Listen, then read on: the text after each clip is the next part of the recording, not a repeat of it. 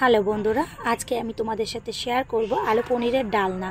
আমি জানি এই রেসিপিটা সবাই খুব ভালোই বানায়, কিন্তু আমি কি করে বানাই সেটাই তোমাদের সাথে আজকে একটু শেয়ার করব। একবার হলেও ট্রাই করে দেখো। এখানে আমি নিয়ে নিয়েছি 300 গ্রাম পনির, মাঝারি সাইজের কেটে নিয়েছি, আর আলুটাকে একটু ভাপ দিয়ে জল ঝরিয়ে রেখেছি। আর নিয়েছি কাজু বাদাম, পোস্ত, 4টে কাঁচা লঙ্কা, একটু টমেটো কুচি, একটু আদা কুচি। এবার এগুলোকে একসাথে একটা পেস্ট তৈরি করে নিচ্ছি। আমি এখানে গোটা ধনে, গোটা জিরে ব্যবহার করেছি। তোমরা চাইলে গুঁড়ো মশলাও ব্যবহার করতে পারো। জিরেটা আর ধনেটা যেহেতু আমি শিলে বেটে নিয়েছিলাম, তাই তোমাদের দেখানো হয়নি। তোমরা তোমাদের সুবিধা মতো যেটা ইচ্ছা ব্যবহার করতে পারো। তো আমি সব কিছু একসাথে দিয়ে ভালো করে একটা পেস্ট তৈরি করে নেব।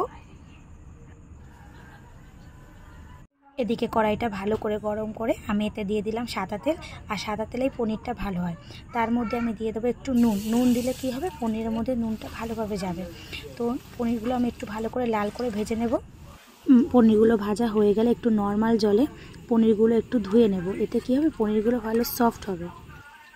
ওই একই তেলের মধ্যে আমি আলুগুলো ভালো করে ভেজে নেব। আলুটা ভাজা হতে হতে আমি আরেকটা মশলার পেস্ট তৈরি করব। এর মধ্যে দেবো আমি কাশ্মীরি লঙ্কার গুঁড়ো, হলুদ, নুন একসাথে করে জল দিয়ে সবগুলোকে গুলিয়ে নেব। তোমরা যদি জিরের গুঁড়ো আর ধনের গুঁড়ো ব্যবহার করো তাহলে এইভাবে পেস্টটা তৈরি করে নেবে, ঠিক আছে? এদিকে আলুগুলো ভালো করে ভাজা হয়ে গেছে। এবার এই তেলের মধ্যে দিয়ে দেবো ফোড়ন, মৌরি, তেজপাতা আর গোটা গরম মশলা। মৌরি না থাকলে জিরেও দিতে পারো। এবারে এই পেস্টটা তৈরি করলাম, এটা দিয়ে দেবো। একটু তেল ছাড়লে মশলার পেস্টটা দিয়ে দেবো।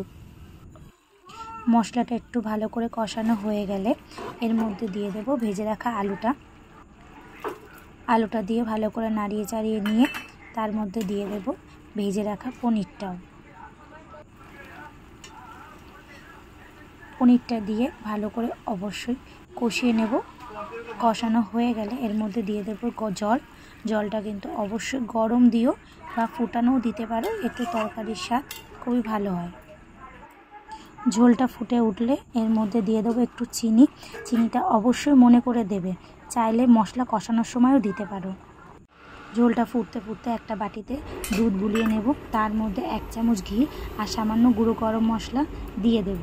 এটা নামানোর আগে দিয়ে 2 মিনিট ঢাকা দিয়ে ফুটিয়ে নিলেই তৈরি হয়ে যাবে আলু পনিরের ডালনা।